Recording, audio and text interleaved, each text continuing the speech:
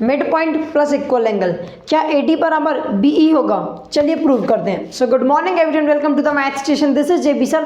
करते हैं क्वेश्चन 7 को सॉल्व। देखो यार, ये क्वेश्चन ना थोड़ा कॉम्प्लिकेटेड है, थोड़ी सी अटेंशन मुझे ज़्यादा चाहिए रहेगी, तो थोड़ा फोकस से देखना। चलो सॉल्व करते हैं यार।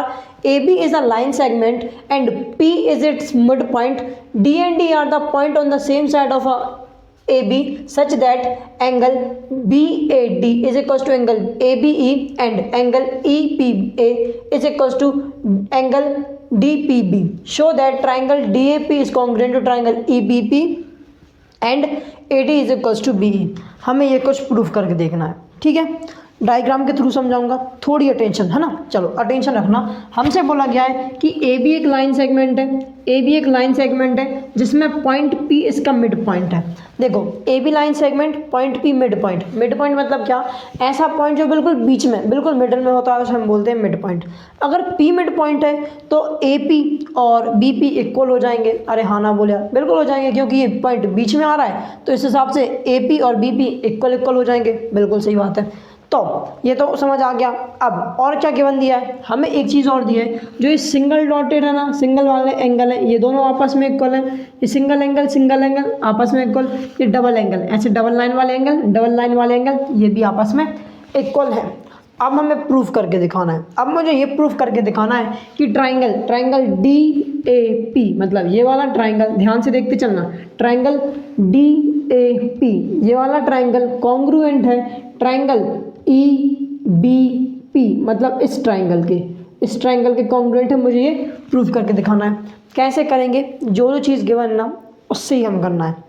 तो देखो, सबसे पहले तो जो गिवन थे उसमें गिवन लिख दो, जो हमें प्रूफ करना है वो प्रूफ करने के लिए लिख दो, और फिर हम प्रूफ करना शुरू करेंगे।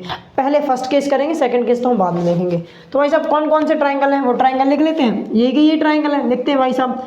इन ट्राइंगल DAP एंड, और कौन सा ट्राइंगल है? And triangle EBP।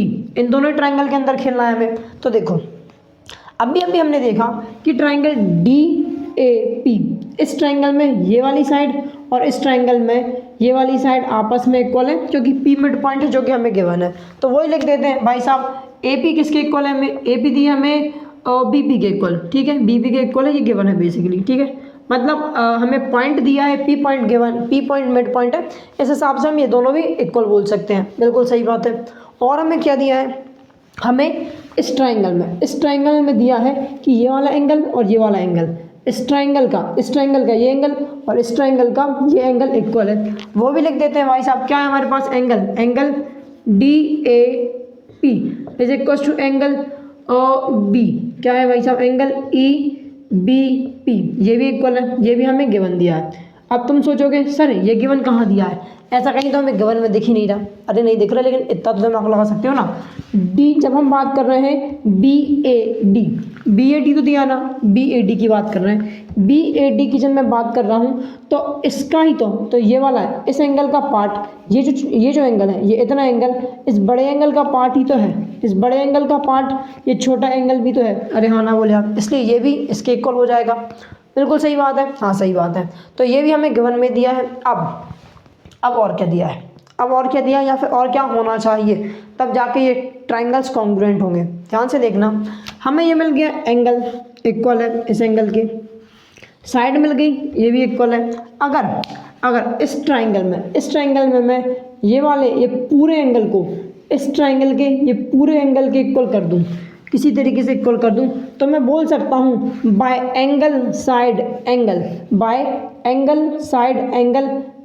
ये दोनों ट्राइंगल, ये वाला और ये वाला ट्राइंगल कॉन्ग्रुएंट हो जाएंगे। अरे हाँ ना बोल यार, लेकिन ये तो दिया ही नहीं है। हमें क्या दिया है? हमें ये पूरा और ये पूरा इक्वल नहीं दिया, ये पूरा और ये पूरा इक्वल नहीं दिया है, हमें बस छोटा छोटा पार्ट इक्वल दिया है। तो उसको ही लिख लेते हैं भाई साहब, जो दिया वही लिख लेते हैं। क्या दिया? Angle EPA is equals to angle DPB के इक्वल दिया है। ये तो हमें गिवन दिया है, ठीक है। लेकिन कैसे काम हो रहा है? नहीं हो रहा है। अब मैंने एक चीज़ पढ़ी थी चैप्टर 5 में, जब हम इक्वल चीज़ में कोई इक्वल चीज़ जोड़ते हैं तो जो रिजल्ट आता है वो भी इक्वल होता है। अरे हाँ ना बोल यार, क्वेश्चन 6 में भी हमने ऐसा ही कुछ किया था। हमने इस क्वेश्चन में करना क्या है भाई साहब? इन दोनों एंगल में, अगर इन दोनों एंगल में, इस एंगल में मैं इसको जोड़ दूं, ठीक है, तो ये पूरा एंगल कंप्लीट हो जाएगा, और इस एंगल में मैं इसको जोड़ दूं तो ये पूरा एंगल कंप्लीट हो जाएगा। और जब ये दोनों ध्यान से देखना, पहले तो इसको लाइन को अच्छे से बनाऊं। जब ये दोनों आपस में इक्वल है, ये दोनों आपस में इक्वल है, अगर इन दोनों इक्वल चीज़ों में मैं कोई इक्वल चीज़ को जोड़ूंगा, इक्वल चीज़ को इन दोनों इक्वल चीज़ में जोड़ूंगा, तो जो रिजल्ट आएगा वो भी इक्वल होगा। इसमें कोई शक वाली बात नहीं है। अरे हाँ ना बोले यार। तो भाई साहब angle E P A plus angle, इसमें कौन सा एंगल प्लस कर दो, ई पी डी।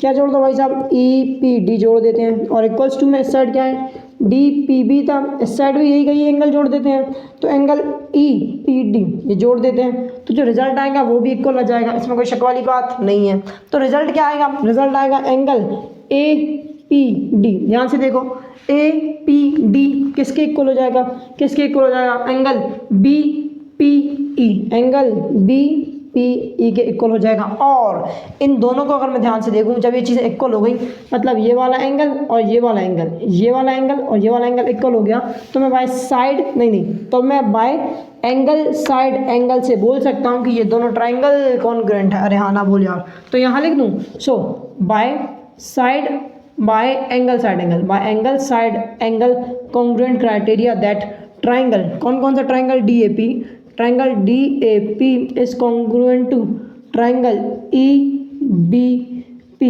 अरे हाँ ना बोल यार। हो गई ना प्रूफ, इतना ही करना था, खत्म बेटा, खत्म बेटे, कुछ नहीं। अब सेकंड चीज़ और देख लो, सेकंड चीज़ में हमें प्रूव करना है A D is equals to B E, यही प्रूव करना है। तो ध्यान से देखो, ए डी और बी ई कौन से ट्राइंगल में आ रही हैं, A D A D A D. अरे यार इस ट्राइंगल को क्यों मिटा रहे हो सर, उंगली लगा लगा के। ए डी इस वाले ट्राइंगल में आ रही है और बी ई इस ट्राइंगल में आ रही है। मैंने अभी प्रूफ किए हैं, दोनों कॉन्ग्रुएंट हैं। तो भाई साहब by C P C T बोल दो ना, by C P C T that A D is equals to B E, इसमें कोई शक वाली बात नहीं है। अरे हाँ ना बोल यार। बस बड़े ही आसान काम थे, मुझे नहीं लगा कोई लोड वाला काम था। बस थोड़ा डायग्राम को देखो, प्रोसेस समझो, आ गया होगा। थोड़ा स्लो मैंने इसलिए बताया था ताकि जिन बच्चों ने सेक्शन ने क्वेश्चन नहीं देखा उनको भी ये समझ जाए।